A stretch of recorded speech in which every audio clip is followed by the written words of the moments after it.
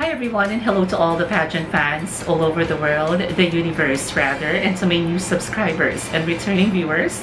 Welcome back to my YouTube channel. So in today's episode, I'll be sharing with you guys my overall pageant insight about the recent concluded Binibining Pilipinas 2021 finals night. So before we start with today's episode, allow me to greet this amazing and wonderful people. Hi to Simon Villa and to Sherwin Rimando. Sherwin, thank you so much for your continuous love and support. I really appreciate you.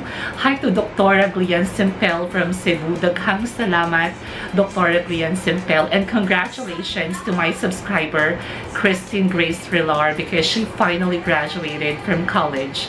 And to everyone who showed so much love and support, to my new subscribers and the old subscribers, thank you so much. And special thank you to Cotton Candy Shop online for my hair extension. I hope you guys love my hair extension today. And if you're watching this episode right now and you're not yet subscribed to my YouTube channel, what are you waiting for?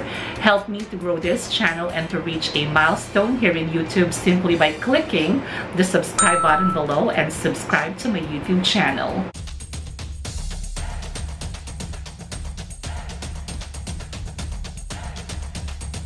Now let's get into the real deal of today's episode. Let's talk about the overall pageant of Binibining Pilipinas 2021 finals night. First of all, congratulations to Binibining Pilipinas. You guys exceeded my expectation, and I have to say that Binibining Pilipinas remains supreme.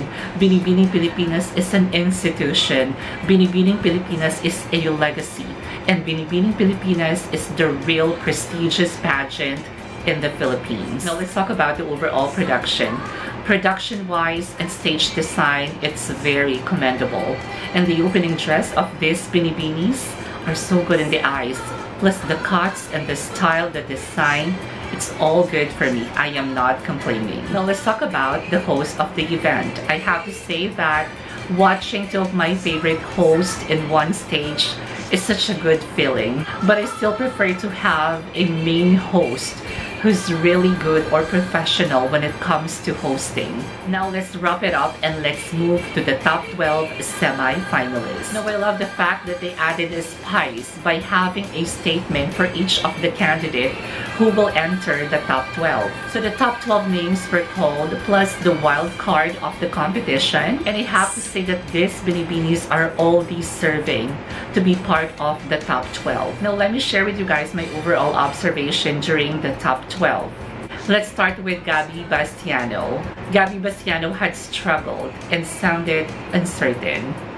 Next is Patricia Garcia. Patricia Garcia showed a really good fight during the opening statement. Next is Lori Mendoza. Lori Mendoza sounded scripted with her opening statement.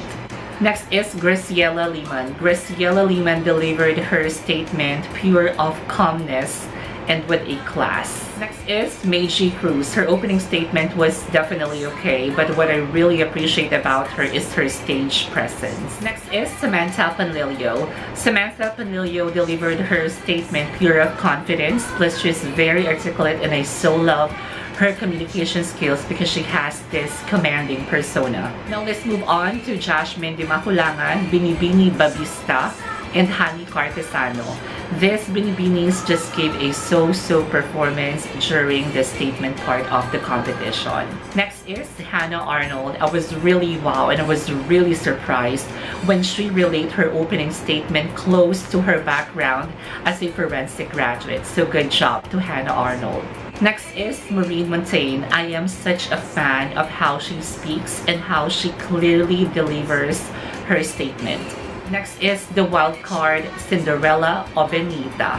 I am just so amazed because she's very articulate and she's very relatable.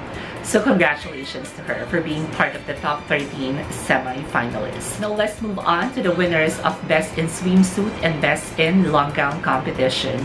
Meiji Cruz won as Best in Swimsuit, and it's pretty evident why she deserves this award. Next is Gabby Bastiano, who won Best in Long Gown, and is actually my favorite gown of the night.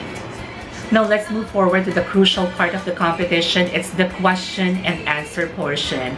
And I'll be sharing you guys some of the Binibinis who actually answered the question on point, or some of them just gave the right answer to the question. Let's start with Cinderella Obenira. We find ourselves at a crossroad of choices. Women always have a choice whether to prioritize luxury items while we are facing a pandemic, and also they have a choice to embrace a concept of a new beautiful, which is responsive to the needs of the time, adaptive to the change of times. And I think I would choose to be that woman who understands the problems of the Philippines, the problems of my community, so that we would be able to uplift each other. And I would be that kind of woman who would comfort the afflicted and afflict the comfortable. Cinderella Obenita just proved herself to everyone that she deserved that spot in the top 13 semi-finalists. And for me, she's the only Binibini who really gave an on-point answer to that particular question by Michael Cinco.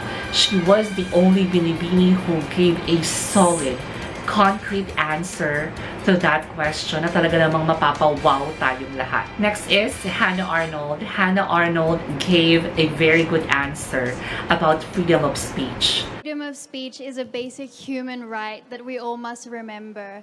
And it is important for a democracy. And with our upcoming election, we definitely need free speech.